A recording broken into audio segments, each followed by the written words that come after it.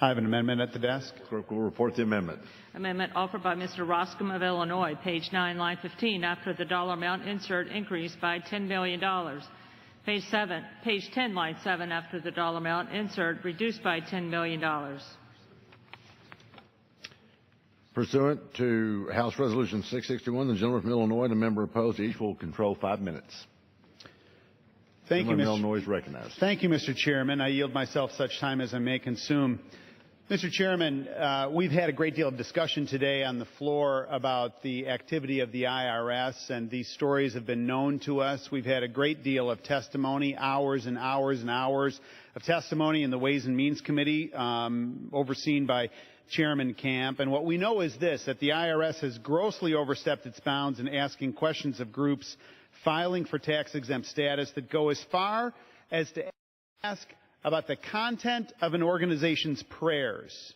Now think about this, Mr. Chairman. The First Amendment to the Constitution has as its first freedom our freedom of religion in this country. And what have we seen? We've seen the Internal Revenue Service reach its long arm into different tax-exempt organizations and have made inquiries about what is happening as it relates to prayers. Now here's an example, Mr. Chairman, that I have. This is a document, official document from the Internal Revenue Service, Department of the Treasury, et cetera, to the Coalition for Life of Iowa. And under penalties of perjury, on page 2, Mr. Chairman, of this official document from the Internal Revenue Service, the IRS asks this in writing: please explain in details the activities at these prayer meetings.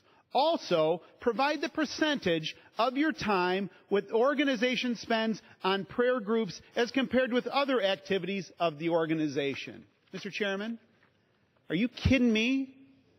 The Internal Revenue Service is using its power and its influence to try and intimidate organizations that have as their base the faith that they freely wish to extend and they wish to communicate.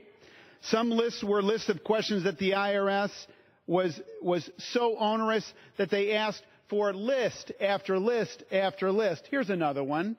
They went after a group and they said, well, tell us all about whether each person, board member, officer, key employee, or member of their family has, was, or plans to be a candidate for public office. Now, of all the ridiculous inquiries, so you know what that tells me? It tells me, Mr. Chairman, the Enforcement Division of the IRS much money. That's what it tells me. And what I'm trying to do with this amendment is to follow up on action that the House has already took, and a House that took this action unanimously not long ago in February by passing a bill that I introduced, Protecting Taxpayers from Intrusive IRS Requests Act, that's now pending in the other body. I am very simply trying to get the attention of the Internal Revenue Service, the attention of the employees, the attention of the Commissioner. That is all to say that you don't have this kind of authority. And if you've got this kind of money to spend messing around with American groups and so forth, and as the Internal Revenue Service is now declaring itself to be the entity that decides who gets to participate in the public square and who doesn't get to participate in the public square, then they clearly have too much money. So very simply, Mr. Chairman, here's what I'm trying to do.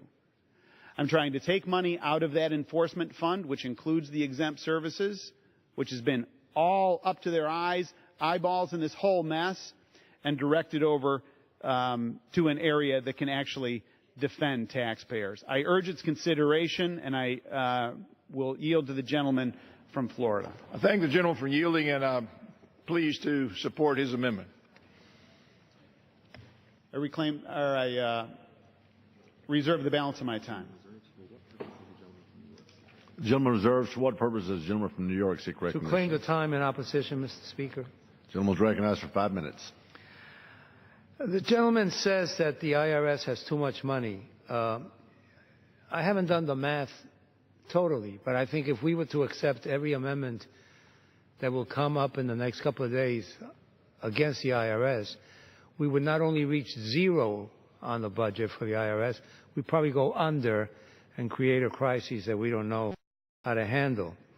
The enforcement account at IRS has already cut by $72 million above last year, and is more than $421 million below the President's request. And the taxpayer service account is already funded above last year's level. Given the lack of funding for the IRS, there should be no need to plus up an account that has actually increased while the overall funding for the agency has decreased. And that is just a simple statement to understand, and I understand the need to continue to attack the IRS under this belief that they went after just a certain kind of organization.